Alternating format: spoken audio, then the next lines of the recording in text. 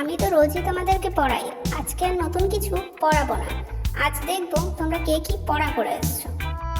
এই যে আজকে আমরা দেখি আগের দিন ম্যাম পড়িয়েছে কিছুই তো শুনিনি, কি বলবো? আগের দিন কি পড়িয়েছি দেখি কার কার মনে আছে। কে পড়া বলবে বলো।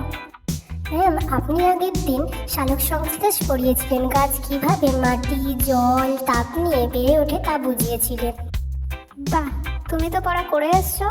ঠিক আছে, তুমি বসো, আমি একটু পিছনের দিকে দেখি বাকিরা কি পড়া করে এসছে। কে আগে বলবে? এই বিজু, দাঁড়া। সবার প্রথমে পড়া ধরার জন্য আমাকেই পেল।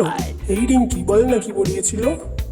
আরে আমি নিজেই জানি না আমি তোকে কি বলবো, তুই যাহা জানিস তাই বলে দে তো। সামনে তাকা, নইলে আমাকে ধরবে আবার। জানিস তো ম্যামের স্বপ্নের চোখ, এবার আমাকেই ধরবে। পিছনে তোমরা কি ফিস ফিস করছো? রিঙ্কি, বিজু, দুজনেই দাঁড়িয়ে পড়ো। পূজা বল, আমি কি পড়িয়েছি।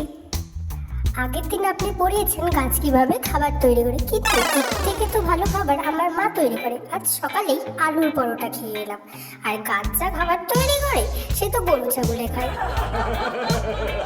আমাদের বাড়িতেও গরু আছে, গরুর 4টে পা আছে, গরুর 2টো চোখ আছে, একটা লেজ আছে, 2টো শিং আছে, গরু দুধ দেয়। আর কিছু বলবো ম্যাম? না থাক, আর কিছু বলতে হবে না তোকে। আমি বুঝতে পারছি আমি কোন গরু গাধাদের পড়াচ্ছি। থাক, কালকে সবাই গার্জিয়ান নিয়ে তারপরে স্কুলে আসবি, নইলে কেউ স্কুলে ঢুকবি না। ম্যাম, আমি তো পড়া বলেছিলাম, আমার গার্জেনকেও কি নিয়ে আসতে হবে? না, তুই বাদ দিয়ে বাকি সবাই কাল গার্জিয়ান নিয়ে আসবি, সব গরু ছাগলগুলো।